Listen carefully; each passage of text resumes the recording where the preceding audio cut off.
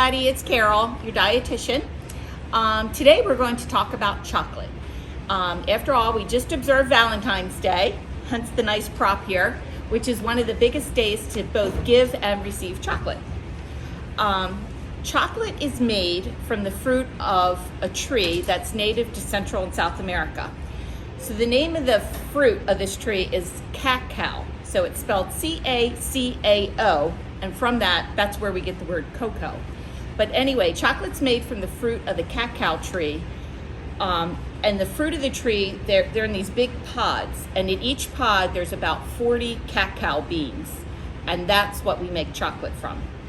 The beans are dried, they're roasted, and to create what we know as cocoa beans. And from there, that's where we make all the chocolate foods that we all love so much.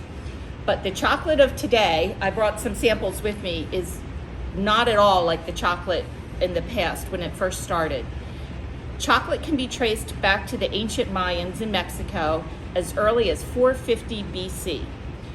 They consumed their chocolate in form of drinks, and they combined it with chili, honey, or water. It was thought to be quite bitter. They didn't have the sugar back then that we do, and it's quite unlike the chocolate drinks that we drink today. What we enjoy today would have to wait hundreds of years until the Europeans discovered chocolate, and then things got really good.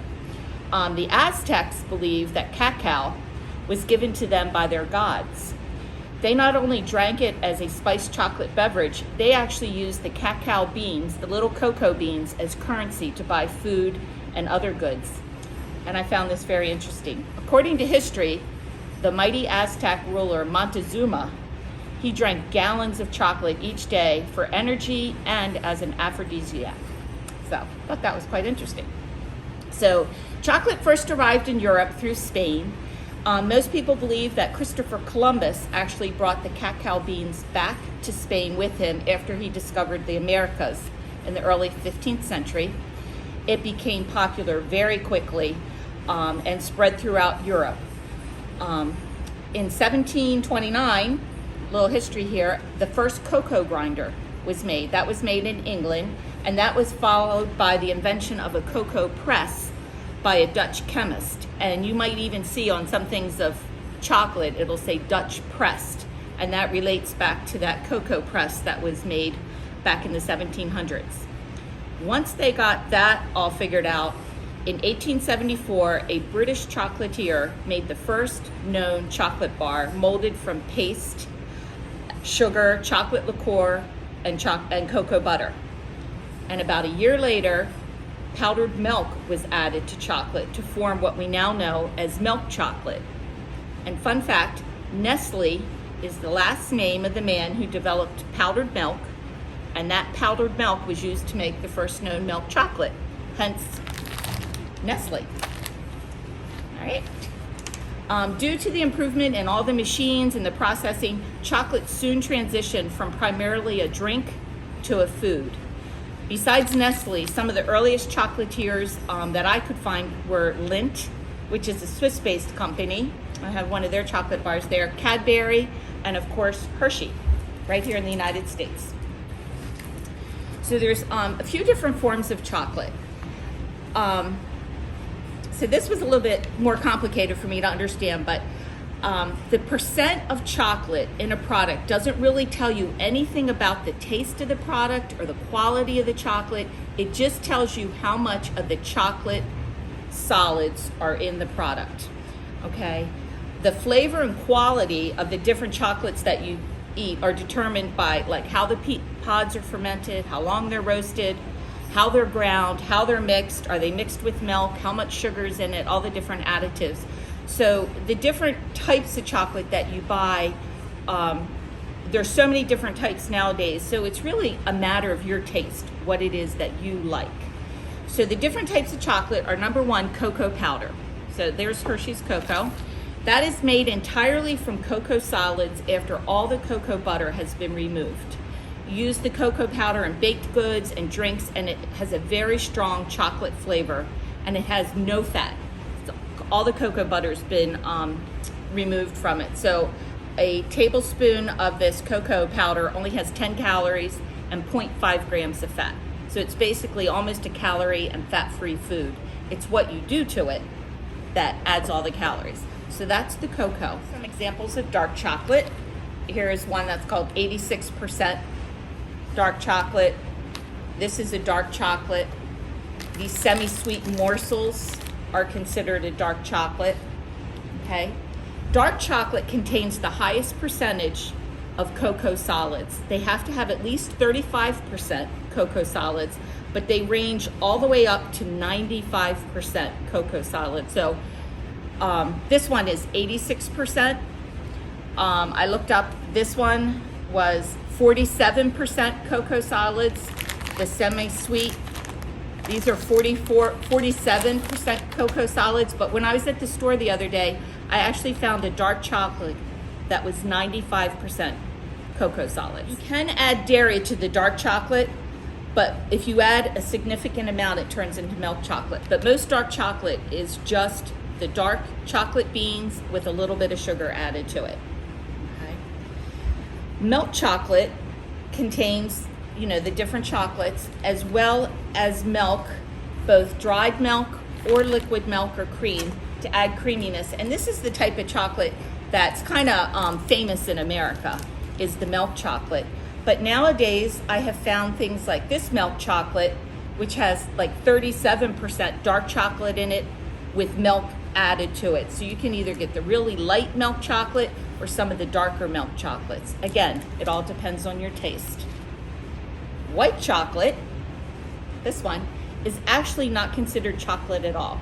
It's not chocolate according to the FDA, and it's not chocolate according to the chocolatiers who make chocolate. This white chocolate has no cocoa solids at all, hence it's white. It's basically the cocoa butter, added sugars and flavorings in milk. So white chocolate is actually not considered chocolate. And then there's a new form of chocolate. I couldn't find a sample to bring into you, but it was called ruby chocolate. And it's made from a rare cacao bean known as a ruby bean. And when they manufacture it, it actually has a pink hue instead of a dark brown or black hue. And so hence the chocolate that they make from it is kind of a pinkish color, ruby chocolate. And it supposedly has a sweet and sour taste. I've only seen it used like in 1 or 2 recipes, but I haven't been able to locate that at a store. Okay. So are there any health benefits to chocolate? Most of the research focuses on the dark chocolate as far as health benefits go because of the high cocoa content of the dark chocolate. So a 3.5 ounce bar of dark chocolate does contain fiber, contains iron, magnesium, copper, and manganese. But keep in mind that a 3.5 ounce bar of chocolate also has about 600 calories as well as fat. So it's best to consume it in moderation, your chocolate, and consume it more for enjoyment as opposed to the health benefit.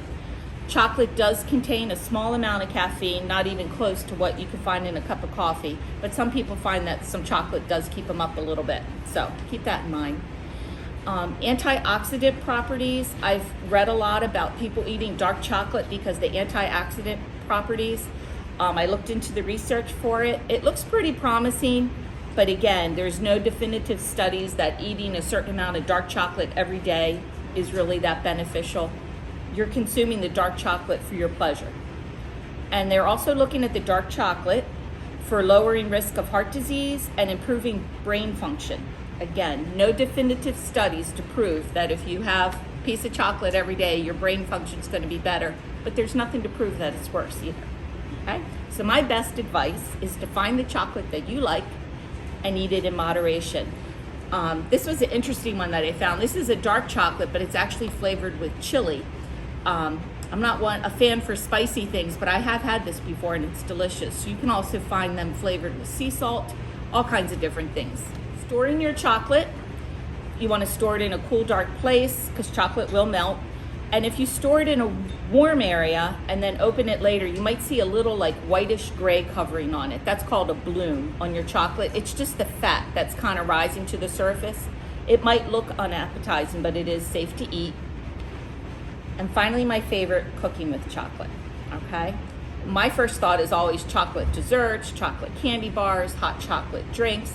But chocolate and cocoa powder are used in cuisines throughout the world, and you can find it in entrees, sauces, salad dressings, beer. They actually have chocolate and beer, and of course your desserts and chocolate drinks. Chocolate's used in many savory dishes, like the mole sauce that's found in many Mexican dishes, and it's also found in Texas chili.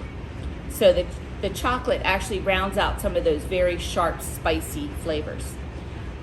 Dipping chocolate, probably all been to things where you have those big fountains with the chocolate that's flowing everywhere. Obviously, you can dip fruit or pretzels, crackers. One of my favorite is to actually dip potato chips in chocolate. So you get a thicker potato chip, like a wavy potato chip, dip it in chocolate, let it cool. That's a great snack. You can bake with it, you can add it to breads, you can swirl it into a cheesecake, you can have it as part of your cocktail. I've had a chocolate martini before. And this week we are featuring in the cafe on Thursday, we're featuring a cocoa braised beef entree, and they're serving it with a risotto that's made with chocolate stout. So please check that one out. And if you're over in the bistro, they're offering a cocoa rubbed pork. In both the cafe and the bistro, the chefs are featuring a fresh salad with strawberries in it, and they're making a chocolate balsamic vinaigrette. So I'm hoping that you give some of those things a try, and then just let us know your thoughts, what you like. If you'd like to see it again, we can certainly try it again.